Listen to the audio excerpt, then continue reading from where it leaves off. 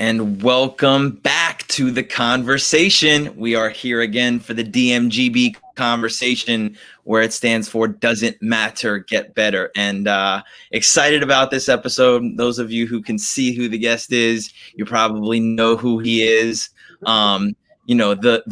The legendary Steve Nudelberg, the sales doer, the author, the speaker, the trainer, the entrepreneur, the connector, the content marketing master, CEO, but mostly just my dad. Excited to have him on the show. So, Dad, Steve, welcome to the conversation. Wow. What a thrill for me to be on your show. Congratulations to all that you're doing, all that you're putting out there. Not a day goes by that I don't hear amazing feedback about you. So kudos to you. And I'm super excited to be here to share whatever I can with your audience. I'm excited to be here to be able to steer a conversation with you for once and not have you have to lead the conversation. There's some parts of this that make me super nervous. So I'm assuming that most people in the audience know that we spend a ton of time together. Every morning we have the Nudelberg Daily Huddle, which is Monday through Friday at 8 a.m. where we go live.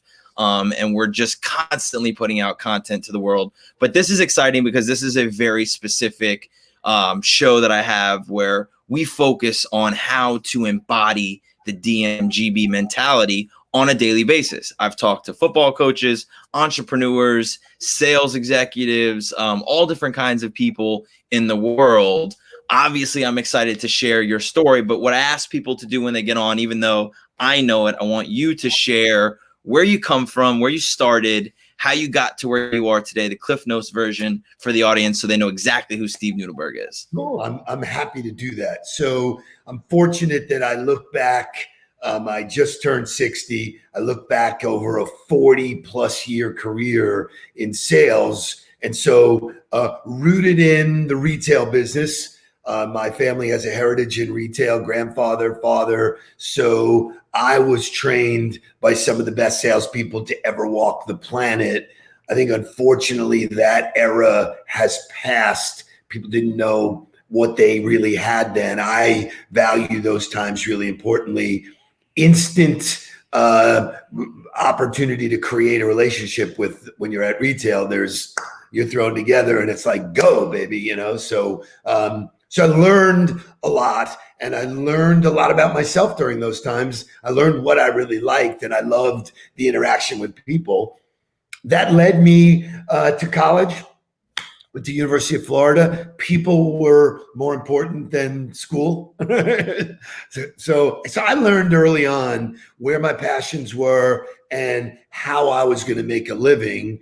And at the time, the mantra was, you got to go to school, you got to finish school. I just didn't buy into that. I just said, I'm going to figure out how to earn with my abilities. And so, as you said, Cliff Notes, I've had many opportunities where I've been either invited into or I've created my own company to basically provide goods and services to the general population. And if you get good at dealing with the population, knowing how to attract, acquire, and retain customers, you will never go hungry. And I have. And so I've gone from shoes to clothing to cell phones to basically, anything and anything you can imagine. And I have had a very interesting journey, mostly filled with high points of success, but littered with many failures that I am fortunate to look back on and say that's where I learned everything. So that's a common thread for everybody that comes on the show, especially for entrepreneurs, is the constant failing forward, learning from something, taking that and changing their business. I think there's a few things that I know about you that I want to point out and I want to go into a little bit. But for you, everybody knows you as a connector. Everybody who knows you knows that you're relationship first.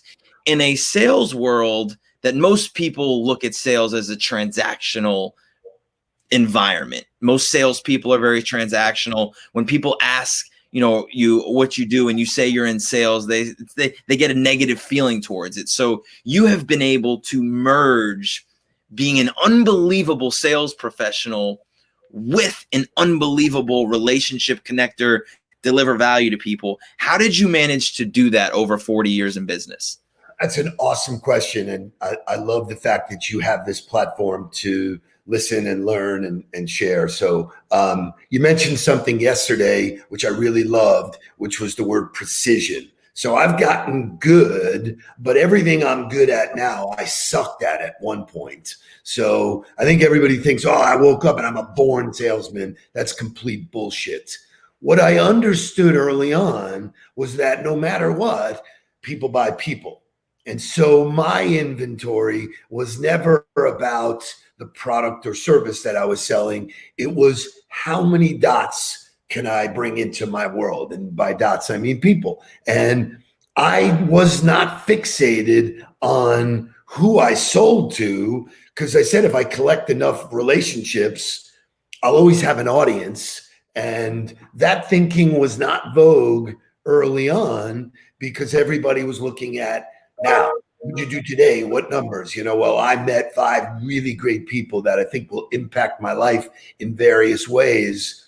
And so old school metrics made me unemployable. I was like, you do it that way, I'll go do it my way, and we'll see who gets to the top of the mountain in the right way. And so for me, every day presented, and it does this to everybody, by the way, presents zillions of opportunities to interact now virtually, but certainly, in the physical world before, with people who you just don't know who they are, what they do, who they do it with, what they can offer you. And so if you embrace the journey and say, I was really only one conversation away from, zigzagging, it was fascinating to me. I couldn't wait to get up every day. And the businesses I was in were always something to talk about, not to sell.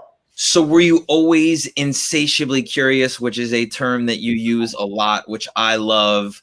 And was it rubbed off on me, or was instilled in me when I got into football coaching? I wanted to know more. Why are we calling this play? Why do we run the play this way? Why are the angles this way? Why do we do what we do? Have you always been insatiably curious, which helped lead you to building really quality relationships? Or did you learn to do that just because? It's a good question. So I think that there's a lot of things that we are taught as kids that we grow up and all of a sudden go, oh, that didn't matter. And I think that's part of the problem. One of the things you learn as a kid is you ask a lot of questions. Oh, daddy, why? Oh, mommy, why? Why are you doing that? How are you doing that? You're born with that curiosity.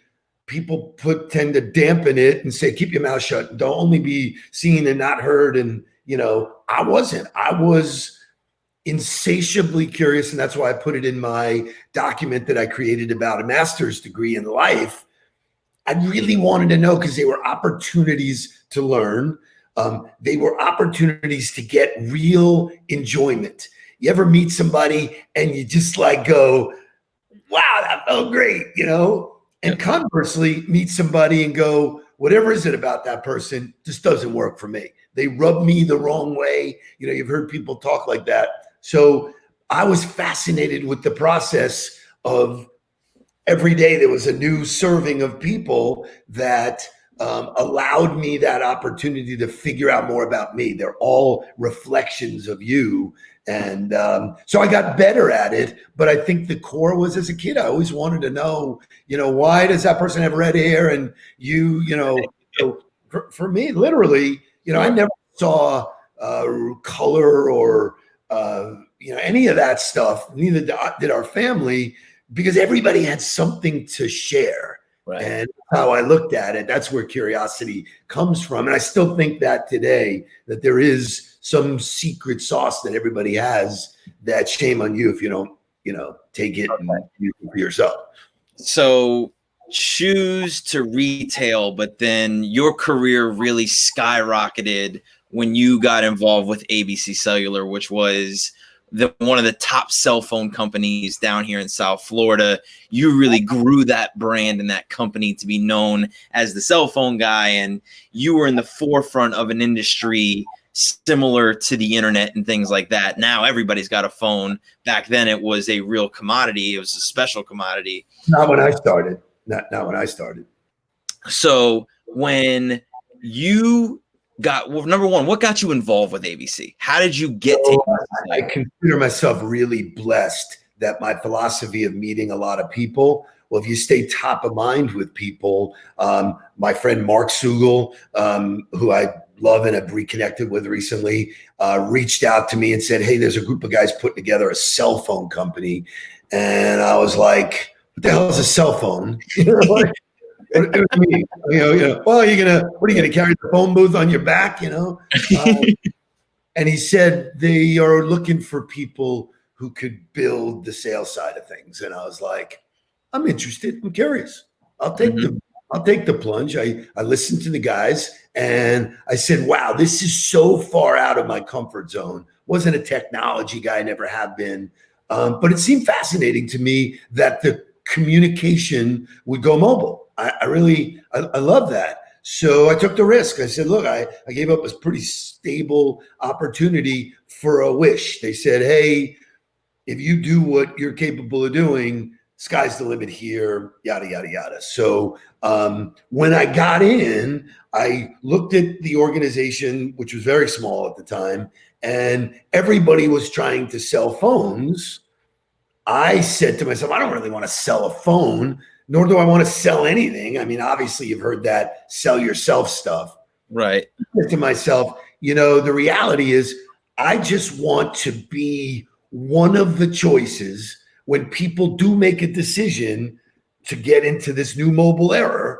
So I just went about being Paul Revere, which I write about in my book. I told everyone, there's this new thing coming, there's this new thing coming, there's this new thing coming. So I want to get into the how of this. I want to get into the how of this because in today's world, social media has an unbelievable ability to be Paul Revere on a daily basis. You can take your message and share it at scale all day, every day. There wasn't, cell phones were not even popular. There wasn't a pager. There wasn't a cell phone. So how did you go about marketing yourself and ABC to become one of the three options? So, obviously when I say this, people can go, aha, I just worked my ass off. I spent every waking minute figuring out where the people were, and I went there. Whether it was breakfast, lunch, dinner, after, games, whatever. People used to laugh, and the guys on QAM who ultimately became part of our marketing plan, they would laugh because I was busy shaking hands and kissing babies. So it was a political thing for me. I wanted to be in people's minds that when they made the choice, I was one of the ones that they would choose. And so, things have changed now. I think it's easier to be in sales. I asked that question to the audiences that I speak to now virtually, and I used to do all over the world. I'd say, hey, listen, is it harder to be in sales now or easier? And 90% of them, oh, it's harder. There's so much more competition. And I was like, listen, great. Because the next 45 minutes, I'm going to blow your skirt up and show you how easy it is if you just pay attention. So, I enjoyed that part too. Meeting people, socializing was fun for me. It wasn't like, oh shit, I got to socialize. This is great, man. I met a group of people at, for breakfast. We'd get into heated dialogue about stuff, but they knew I was the phone guy. Lunch, dinner, boom, one-on-one meetings, just obsessed with how many people could I build my network with. And they did the work for me.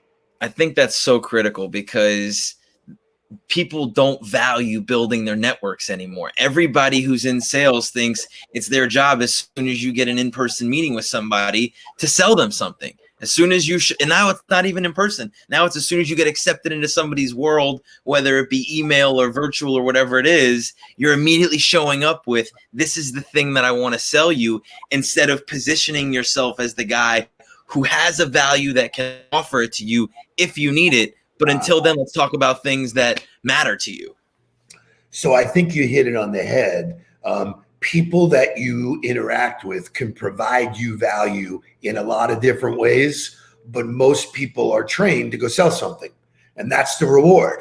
Attaboy, here you go. Here's a spiff. Here's a, some of the people that have referred me the most business, I have never sold anything to. And people go, man, that's incredible. How did you do that? So the reality is, understand the playing field, and not everybody needs to, do that transaction. I think the transaction is the weakest part of the link. I love it. Okay, so you're building ABC. It starts as a small company, and you're out as Paul Revere doing it, and obviously it takes off, and it gets caught up in the stream, and it goes, and then you became a sales leader. And I talk to people about this all the time, that just because you're good at doing a job doesn't mean you're good at leading other people at doing that job. But you were. You led a lot of salespeople. You had a very large staff. How did you become a good leader? What are some of the lessons you learned as a young leader that you weren't prepared for, that you learned on the go? I mean, I know there was a story that you shared yesterday that I loved. But talk about those. Which story was that? Which story? When the guy had hit his quota and he was out on the beach all day because you told him doubled his number.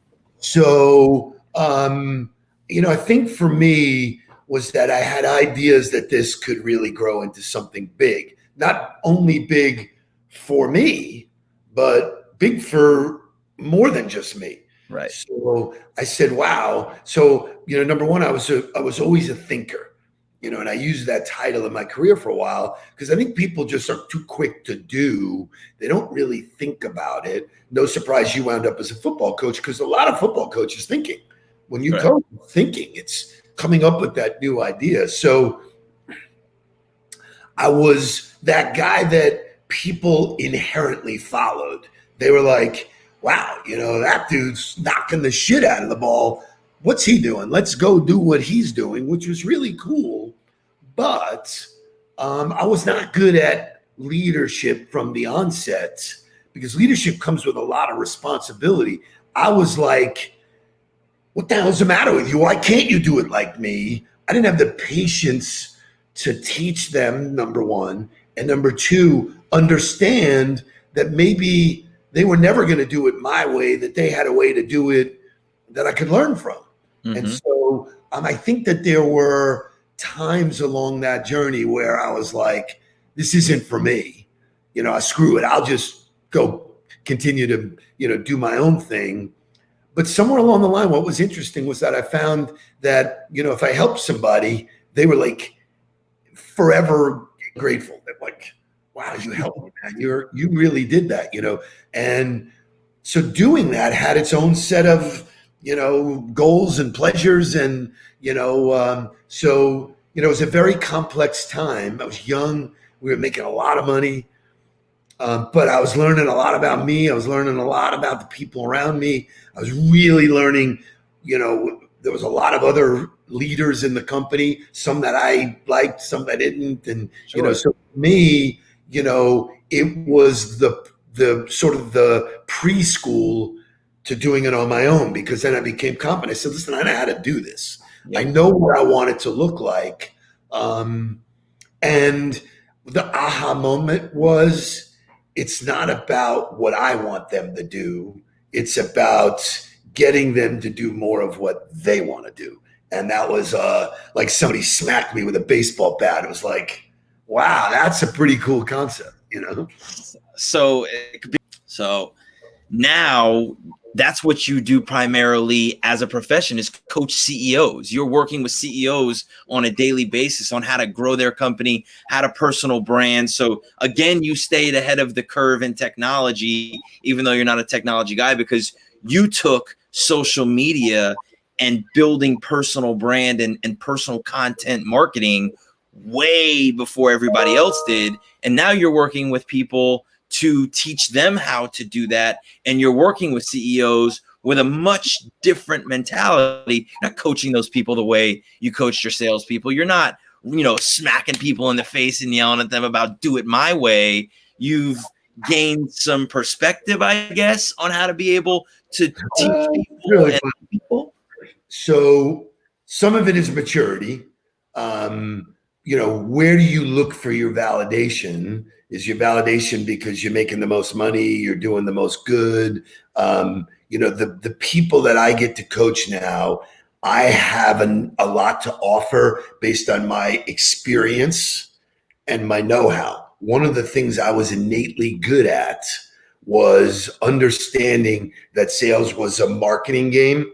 So early on, and we had an agency, a big agency, and we had a marketing department, but they would be creating shit that I would look at and go, my guys are never going to say that. My team was just never going to do that. Like, where are you coming up with this shit? It's not real. And so I would get involved in the marketing stuff and just have that creative flair to say, all right, listen, all we got to do is say this and watch what'll happen. And it did. And so, I took on more responsibility, started getting involved in the advertising and directing it and where I wanted to be and what we wanted to say. And all of those are ingredients of how to build a business. Then, you go out, you do it for yourself. And while, we built On the Ball as a sports marketing company, one of the greatest compliments people give me is they say, wow, you just consistently reinvent yourself. And I go, well, it's either that or get run over, So it was like, okay, I don't want to get stuck with it like a deer in headlights and say, oh shit, that happened. I saw it coming. I said, wait a minute, this is, we were a very successful sports marketing company, but teams started to hire their own quality talent and they became their own sports marketing company. And you have met some amazing people in sports marketing. I said, wait a minute.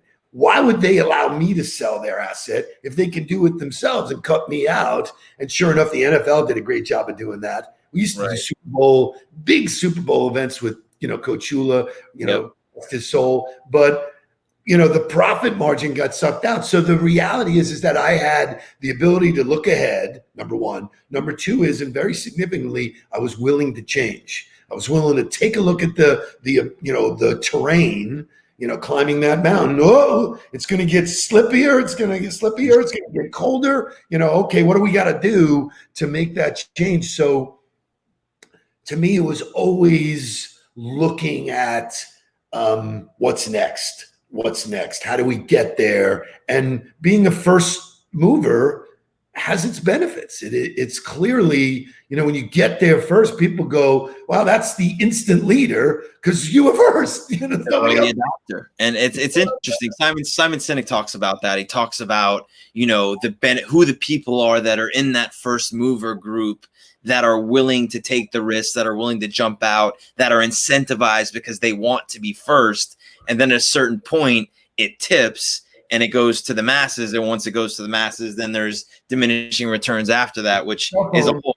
The cell phone business was exactly that. I loved Malcolm Gladwell's book, The Tipping Point, because it was the law of few. We didn't sell a lot of phones, but we sold them for an unconscious amount of money. We laugh, some of the guys that we get back together occasionally, we look at ads like we were, offering them for a weekend at Burdine special for a Motorola brick phone was $4,000. So it's like, it's a special when you get 2 batteries with it. And, so the law of few turns out to be the law of many. So having been through exercises with my own businesses, with clients, my work with Comcast was amazing because it let me know you got to get in the building first before you can sell everything. Right. Realize that some of it's common sense. So drawing on every single learning I had in all the years, it starts to stack. You just see things differently. And the big aha was when we were early adopters in helping companies do their social media. I just knew at some point, and I heard some other early adopters, Gary Vee being one of them, saying, hey, this is not going to be about the company anymore. This is going to be about you. And it dawned on me, and I said, this was really telling. My banker at the time, which, I worked with her in Weston, she moved And I went right with her. Didn't even ask. Yeah, I'm changing banks. Boom, go. She changed again. Okay. I never even looked at the name on the door. I went with the person. And I think most of you will agree that you find someone that does service, you find someone that's cutting your hair, you go get follow that person. Barber shop to go to.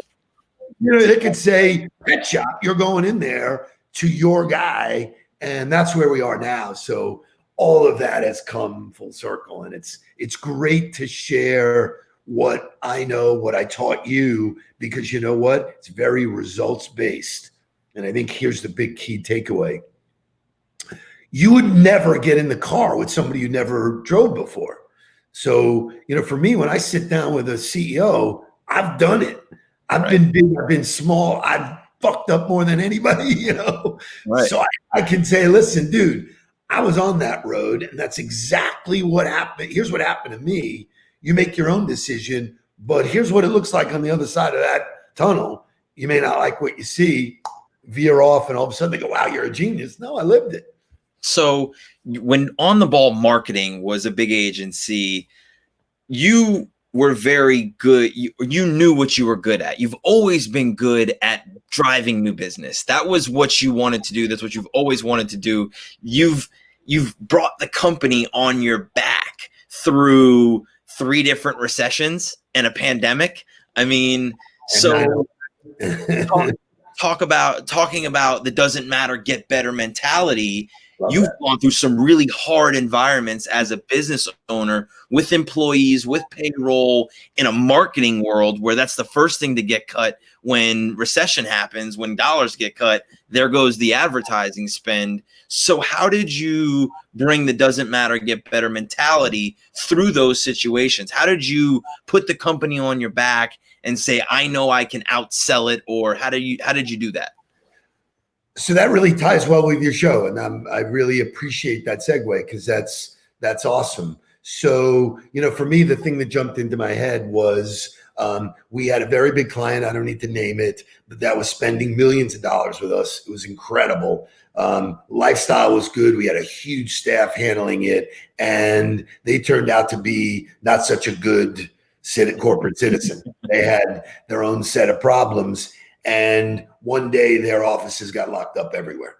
And I remember members of my team calling me going, well, what do we do now? You know, and I said, the first thing that jumped into my head was the movie Rambo, you know, Johnny, it's over. You know, like everything you knew before is over. So you could get stuck there or say, what's next? You know, and who do we know? What do we know? What are we good at? How do we pivot? So that's funny that the word pivot is so sexy now, because people had to move, had to change, you know? So, you know, I look back at history, at all of the revolutions. You know, the Industrial Revolution didn't happen in a month. Right. You know, it happened over a long period of time when people went from cottage industries to massive industry of learning and machines and stuff like that. So if you look at what's happening now, this was coming anyway. People just got comfortable. They took their eye off the ball, you know, and you know, it's one of the reasons why I named the company that way. We kept our eye on the ball all the time and said, you know, and I don't believe in plan B. I'm always burn the bridges. I'm all in. There's nothing behind us, but I'm acutely aware of what the next step is. And, you know, look, for our business right now, it is a tremendous time. We've laid the groundwork for everything that we're doing, you know, and the value prop is, if you want to get better, we can help you get better. It doesn't matter that there's a shitstorm going on. You can get better. And if you get better, your life will change. And when your life changes, you know, you will have rewards beyond what you could comprehend, which is what most, I want to hit quota for this month. Big deal. You know, it's so small-minded. What do you want for your life? What legacy do you want to leave? You know, what freedom do you want? You and I have massive amount of freedom. Watching you develop from a football coach into, this sales leader, sales professional, creating all of this content that you're putting out there.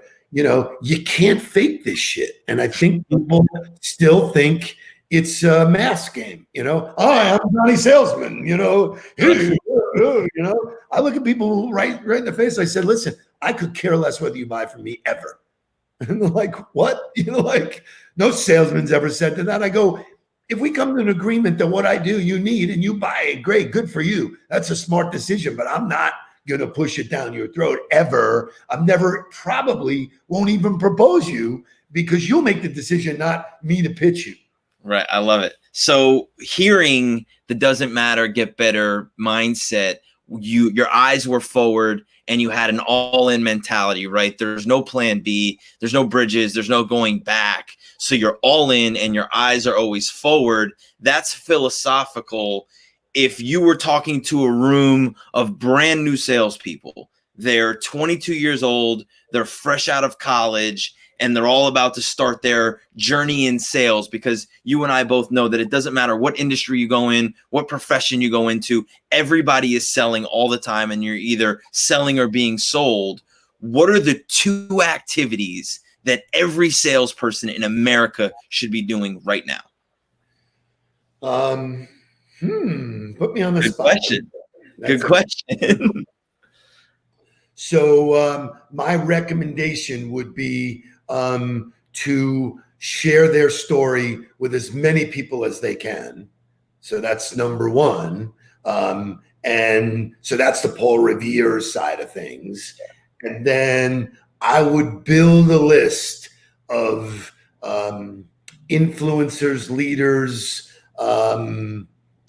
people you admire, and get your ass right next to them somehow. And just for the sake of saying, I want to look at you, listen to you, learn from you. I would, here's what I really would do. I would take the word sales completely out of your dialogue. I'd flush the word sales, never use it again. Jim Carrey, kick your own ass if you use it, and just say, I'm going to spend my life meeting, greeting, and creating opportunity. Ooh, mic drop. That's how we're ending this episode. That was phenomenal. Thank you for taking the time today. Thank you for sharing the knowledge and the expertise. Thank you for being my dad. Thank you for being my business partner. It's an absolute blast and a joy. And I'll see you soon. You make me proud every day, kid. Thanks. Peace. Stay on the ball. Stay on the ball.